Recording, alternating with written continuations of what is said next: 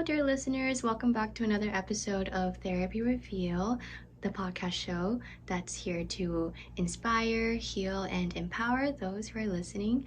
And on this podcast show, we bring on guest speakers to share their stories and experiences in regards to the field of mental health.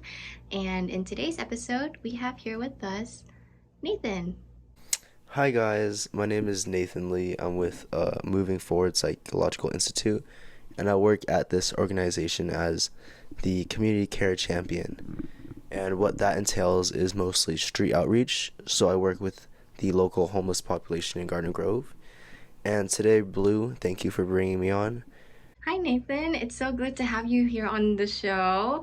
I'm really looking forward to getting to know you a little bit better and focusing on one particular topic, substance abuse, because the month of October happens to delve into that particular issue in mental health. Oh wow, I didn't know that October was the month for substance abuse awareness. Yeah, I didn't know that either until I searched it up on Google. But yeah, can you go ahead and tell us a little bit about yourself in addition to what you're doing here at MFPI, like who you are as a person, where are you at in life right now?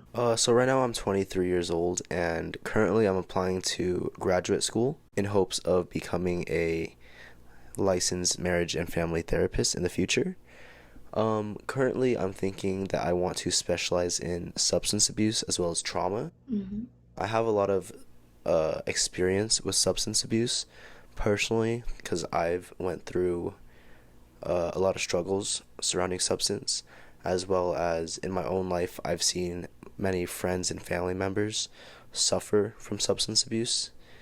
And as well as my work with the local homeless, I see every day the use of meth, fentanyl, heroin, you name it. I see. Thank you for sharing your story with us, Nathan. Can you tell us when you first realized that substance abuse was becoming a problem in your life? Let's bring it back. 14 was when I started using substances, and 14 was probably my first addiction. And many people don't consider marijuana or weed an addictive substance. However, someone that would smoke the majority of their waking moment, I feel like that was something that was addictive.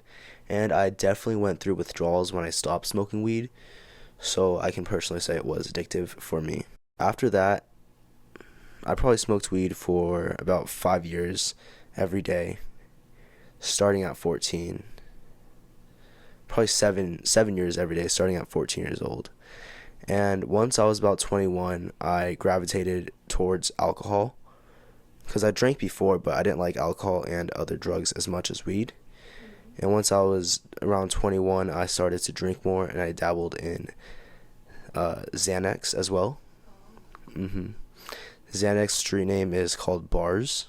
So I would hang out with a lot of people that did similar activities such as I did, and all we would do is hang out together, drink alcohol, and pop some Xanax. And we would do a lot of things that I am ashamed to tell you about. And the thing that Xanax does is, especially if it's paired with alcohol, it will lead you to black out. So I don't remember a lot of the things I did, but the things I do remember, I horribly regret. And there was an instance where one day I woke up and I looked in the mirror, and as you can see right now, my eyebrows are quite bushy. Yeah. So one day I woke up and I looked in the mirror, and I looked at my eyebrows, and I've noticed I've always had fairly thick eyebrows growing up. And however, I looked in that mirror, and I've noticed I had very little hair on my eyebrows. And that made me really start to question, like, what is going on? I looked at my body. Usually people that do a lot of substances, because I was dabbling in alcohol, marijuana, Xanax.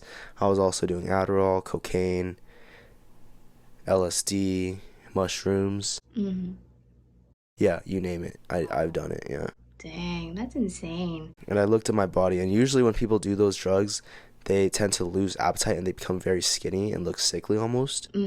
However, you could see it on my face that my face was sunken in, and I looked very old. However, I also was I was obese at that time as well, so I was very fat. Yeah. But my face was still sunken in. I still looked very sickly, and my eyebrows were gone. And that was like a wake-up call for me Mm. to stop letting these substances have a negative impact on my life. Mm-hmm. Oh, that's interesting. Thank you for sharing that with us, Nathan. And I'd like to know, like, what were some of the factors or triggers that led to your initial use of substances? I like to take accountability for my actions, so definitely it was me that chose to do it. I definitely could have said no whenever I wanted to. Yeah. So my substance addiction was definitely my fault. However, I felt like I was I was in a fraternity in college, and I would hang out with other fraternity people and other people in that fraternity scene. And almost everyone in that fraternity and other surrounding fraternities and sororities would always, every time we hang out, we would be on some type of substance. Oh, wow. Yeah, everyone would be on something. Dang. So you kind of were just like surrounded. Yeah, I feel like the people that I was surrounded with had a major impact and influence on my life. And it's not like I wanted to say no. I did want to have fun with these people. Yeah. So it was definitely on me as well at the end of the day. Yeah. However, like when I did look at myself, I told myself, do I really want to keep hanging out with these same people for the rest of my life? Because some of these people were like 30 something years old, and they're still hanging out with 18, 19, 20-year olds. And that's not the life I wanted. I wanted to like have a future, have a family, have kids. So, yeah. Wow. Thank you for sharing that, Nathan. Oh my gosh, that's insane. Like just being in that environment. Wow. Could you describe the impact that substance abuse had on your relationships with family and friends? So the people I surrounded myself with when I was severely addicted to substances were also severely addicted to substances. So I believe that made our bond with those type of people stronger. However, my previous friendships, like the people I met before I joined the fraternity, that have been there for me through everything, I sort of neglected those relationships. And that is one of my biggest regrets, because they have been there for me through everything, thick and thin. And there was an instance where I ended up in the hospital and I almost lost my leg. And the people that visited me were family that would be there for me every second I was in the hospital. My friends back home came up and visited me. However, no one from my fraternity came up and visited me. And that was kind of a wake-up call as well. Mm-hmm. Yeah. And I'd say it's a pretty good thing that you took accountability for all those things that you chose to do while you were still stuck in that stage of your life. Thank you for sharing that, Nathan. Can you also share some of the challenges and obstacles that you encountered after you decided that you needed to stop using substances? As I've said before, withdrawals was pretty hard. I've mainly had withdrawals from weed, where I would not be able to sleep at night. For the first time in my life, I developed anxiety. Before 21, I've never felt anxious in my life. Mm. I would feel a little nervous before, like, maybe, like, job interviews and such, but I would never have, like, anything more than, like, a fast heartbeat. Like, I would not be, like, shaking or anything. However, the withdrawals from weed left me, like, shaking and, like, waking up in the middle of the night, not being able to sleep. Yeah. Oh, wow. Mm-hmm. Did that make you feel scared or anything like that? Like, how did you feel during that entire experience when you encountered those obstacles? I would really just look at people that I would, like, respected and I wanted to be like. And I realized those people weren't hindered by substances. Mm-hmm. Maybe they dabbled in it sometime. And I still believe that some substances are okay in moderation. However, as long as you don't let a substance define who you are or affect your outside life, Mm-hmm. I think that's when it becomes a problem. Yeah. So I knew, like, once I can get over this initial, like, withdrawal period, I would be okay. What kind of support systems or resources did you find most helpful as you were transitioning from your addiction to substances? I remember that my family was having a family party when I was 21. And while all my aunts and uncles were inside the house drinking, I would also go around drinking with them. And then one of my sisters went up to me and she said, "Nathan, let's go for a walk." So me and her went to the park next to my house. And as we were walking, we went to the playground. When we arrived at the playground, I noticed 3 other figures, and those were my other sisters. I have 4 sisters in total, and they were all there that night in the playground. And when I came there, I was like, "What is this?" And they looked at me in the eyes with great pain, and they said, "This is an intervention." And they each had a letter that was very heartfelt, and they read all their letters to me. And that night ended up in tears. And I feel like that night impacted me a lot because I could see that my family was being hurt by my substance abuse, and it wasn't just directly affecting me. However, I was still very immature and young at that time, so I just pushed that away. However, that night I did end up never doing Xanax again because that was the main point of the intervention. But I didn't understand the severity of it. Oh, I see. But looking back, I wish I could be more present when they were there talking to me. And yeah, that was very impactful. So that helped me understand that my sisters especially and my family are very loving. As I said before, they were there for me when I was in the hospital. I was in the hospital for maybe a week, and every second I was in the hospital, at least one family member was with me the whole time. And this hospital is located in Riverside, which is over an hour away from where I currently live. Oh, wow. Wow. And I'm actually kind of grateful that you were able to find that loving and kind support system to rely on during that stage in your life, because I know that there are a lot of people out there who don't have that kind of support. Thank you for sharing that, Nathan. Can you dive a little deeper into how your perspective on substance abuse and addiction changed ever since you started, changing your habits? So when I was younger doing substances, I had that young mindset where nothing really could affect me. I thought I was immortal, I was unstoppable. And now as I've grown a little older, I'm still young, I know, but I definitely feel the effects of the substances that I abused when I was younger now. And I never thought that would happen at such an early age. Oh, what kind of effects do you feel right now? Cognitively, I'm definitely slower than I was a couple years ago, which is really sad now that I think about it. What do you mean by slower? Can you... My complex thinking is definitely not as fast, and I don't react the same as I did before. What advice would you give to someone who may be struggling with substance abuse but is hesitant to seek help? I would like to tell people out there that are struggling with substance abuse that there are support systems, no matter if you think there are or not. Even if it's not your family, because I know I'm blessed to have such a supportive group of friends in my family. I know not everyone has that, especially working with the homeless population. I see that some of them don't have any support system. Yeah. However, there are people that care for you, such as caseworkers like myself. Every agency I've talked to has shown so much empathy towards people that are addicted to substances.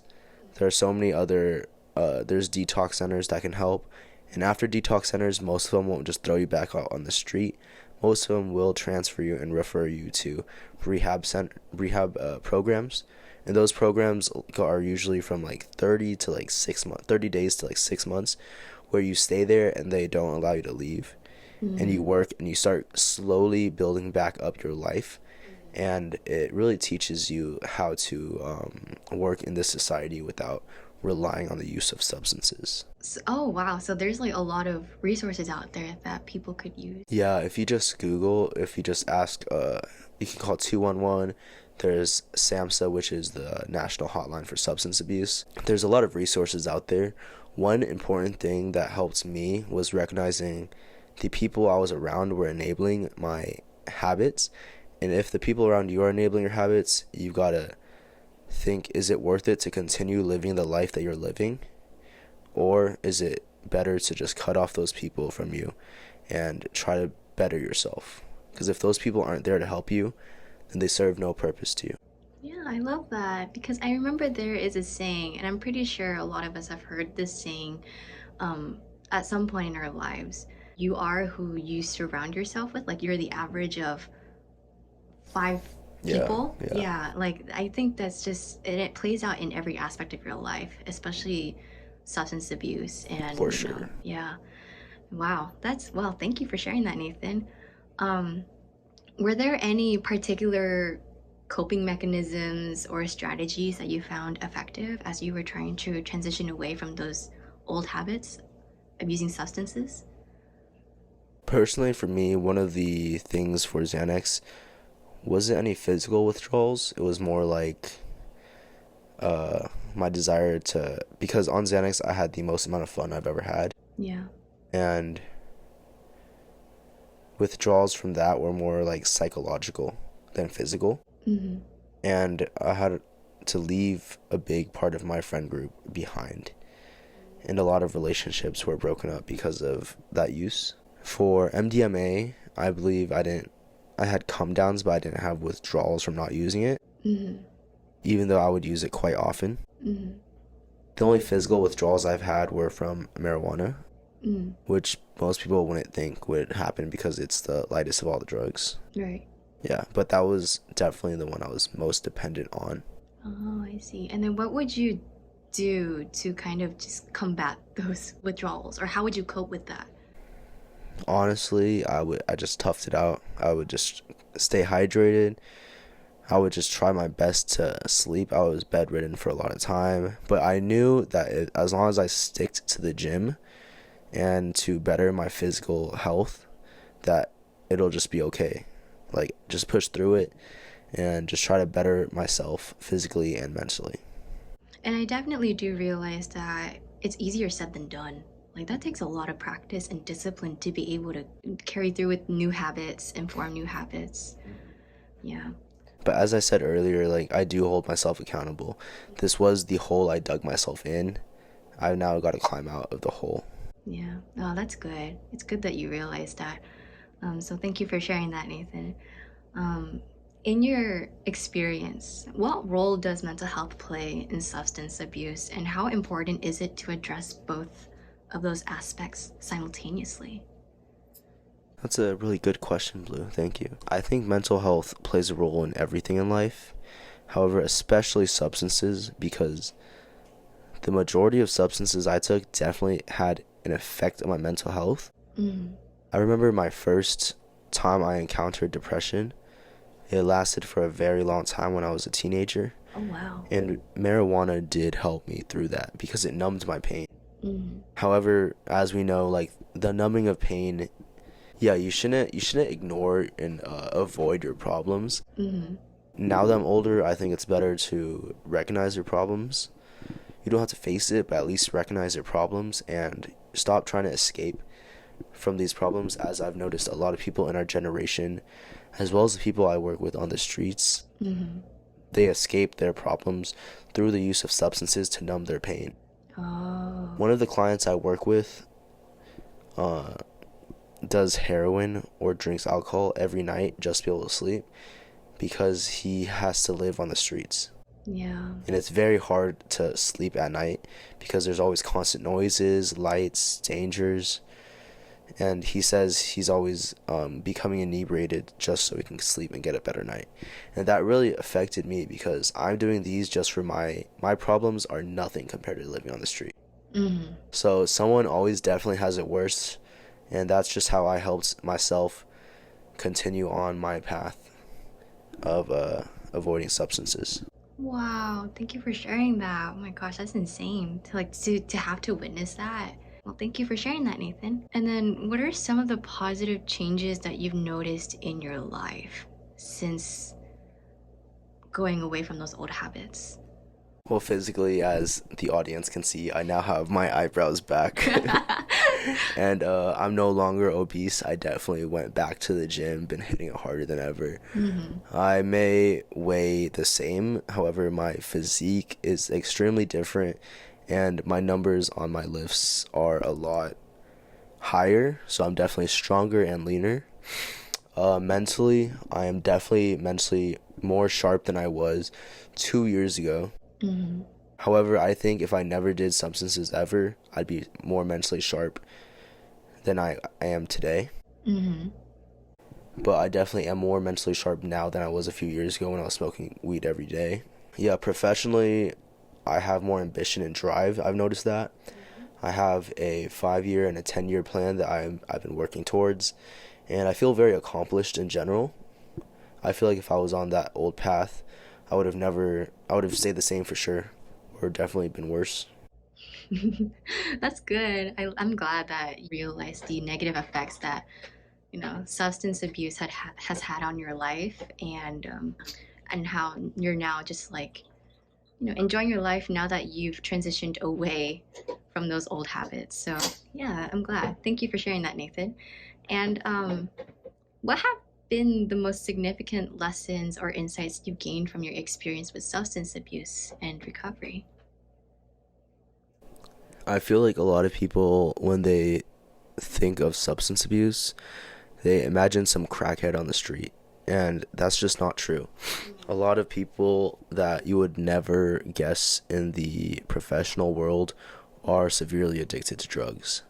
I know a lot of people that I know are in the software develop area, and they're extremely addicted to like amphetamines and cocaine and stuff that keeps you up so they can code, and they do it all the time. A lot of bankers I know do that as well. Like, it's very prevalent in the adult world, and it's pretty sad to see that people are heavily dependent on these substances. Mm, yeah. Is there anything that you wish more people like understood about addiction and recovery? Yeah, definitely. It doesn't take long for someone to become addicted to something. I think it's just doing something repetitively and then they become dependent on it, like 7 days or something. And it's definitely easier to get addicted to something than to quit something that you're addicted to. Oh wow, thank you for sharing that, Nathan. Well, that's it for today's therapy reveal. I'm super glad that Nathan was able to come onto the show and share with us his experience with substance abuse during his earlier years. And well, yeah, do you have any like final words before we end this? I just really wanted to let everyone know that if you are struggling with substances, that there's always support groups out there for you. Just recognize just be aware of who you surround yourself with, and have the strength as well as the courage to have a goal, and know that that goal might not include the people that you are with. And thank you so much again for having me on this podcast, Blue. It was very nice to be open and vulnerable to help your audience out. And I think it's very important to spread awareness about substance abuse. Yeah, I love that. Thank you, Nathan, so much for joining us. And I'm glad that we were able to have this discussion to help out the audience a little bit better. Yeah, thank you. Until next time, you guys, stay tuned for a new episode every Wednesday. And, well, yeah, I'll see you guys next time.